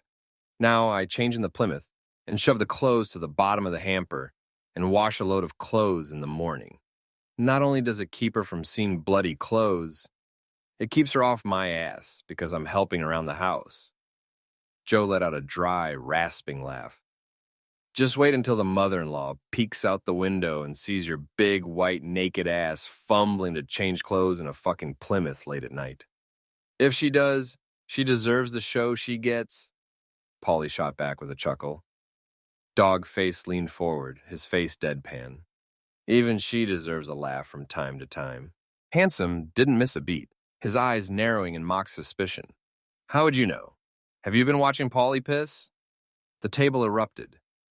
Even Dogface, realizing the joke had backfired on him, gave a sheepish no as he tried to hide a smile. Rose rounded the corner then, the familiar scent of fresh coffee trailing behind her. She moved with a practiced ease, already reaching for our mugs before we even asked. "Glad to see you degenerates in a good mood today," she said, her voice warm but sharp enough to keep us in line. "Degenerates?" I asked, feigning hurt. "While I can't argue, you did marry one of us." Rose let out a sharp, genuine laugh, pouring the coffee. "I'm glad I did. If you were to bring another girl in here, I would dunk her head into the fryer." See, boys, I'm already saving lives, I said, gesturing to the table. Laughter rippled through the group again, louder this time. Joe leaned in, his expression softening as he looked at Rose. It's a good thing she likes us. There are all kinds of knives in the back.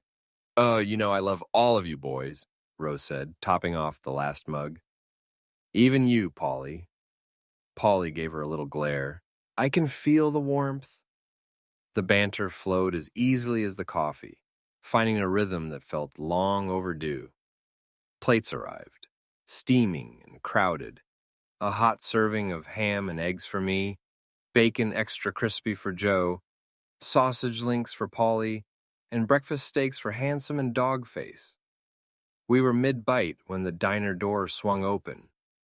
Sarge walked in, but instead of joining the booth, she headed for the counter, sliding onto a stool to start a private conversation with Rose. You could sit with us, I called out to her. Sarge shot me a bright, sharp smile. And ruin my reputation? You ruffians just stay over there. Us ladies are talking. Eat your breakfast. I leaned toward Joe, pitching my voice low. Why do we keep her around? Joe didn't even look up from his bacon. Because if we don't, she would team up with Rose, possibly bring in Veronica, and dunk all our heads into the fryer. Besides, would you want to go back to the way it was before we hired her? I let out a breath, realizing he was right. I guess you have a point. Sarge, who possessed an uncanny ability to hear exactly what she wasn't supposed to, didn't miss a beat. Without turning around, she called out, Looks like my job is secure. I laughed, shaking my head. Yeah, I guess we'll keep you around, Sarge. The atmosphere in the diner shifted the moment the door chimed again. Over by the jukebox, Big Mike was holding court, loudly dissecting the rumors of a looming Teamsters strike between calls for coffee refills. But the room seemed to lose its casual edge when Dan Turner walked in. He didn't offer any grand entrance. He simply scanned the room, locked eyes on our booth, and made his way toward us with his usual silent, predatory grace. Good morning, ladies, Turner said, offering a stiff, gentlemanly nod toward the counter where Rose and Sarge were seated. I watched him as he slid onto the edge of our booth, his expression unreadable as always. What brings you out on this miserable morning, Turner? I asked. A man's got to eat, he replied, settling in. Rose came over, poured him a coffee, and took his order without a word of protest. He sat there in the middle of our chaotic group, offering only a slight tight-lipped smile as the banter continued around him. Joe leaned in, his curiosity finally getting the better of his caution. Dan, where have you been lately? Turner stared into his cup for a long moment before answering. Well, I went up to the mountains, went fishing, just like Donaldson always wanted to do, he said, his voice level. I sat his new rod against a tree and let it see what it was missing. It's what he would have wanted. When the breeze swept through, it was like he was standing right there next to me. I'm glad you had a good time, I said, feeling the weight of the moment. Turner looked at me, his eyes sharp. I didn't say I had a good time. I fucking hate fishing. But you do it for a friend. Joe let out a short, jagged laugh. I guess you won't be inviting us on a fishing trip anytime soon? Hell no, Turner snapped back, though there was no malice in it. A flicker of something resembling camaraderie passed over his face. But we can go have a drink. And just like that, the plan was set. It was exactly what we needed. The walk to the dive was short. The familiar, peeling paint of the place we'd claimed ever since my wedding to Rose, standing out against the evening sky like a beacon. It wasn't much, a place where the shadows felt permanent, and the whiskey tasted like it was distilled in a radiator. But it was our sanctuary. As we stepped through the threshold, the noise of the city fell away, replaced by the low, steady hum of people who, like us, were just looking for a place to hide for a while. I gestured toward the booth in the back, the very spot we claimed as our own. Welcome to our home away from home, Dan, Joe said, sliding in.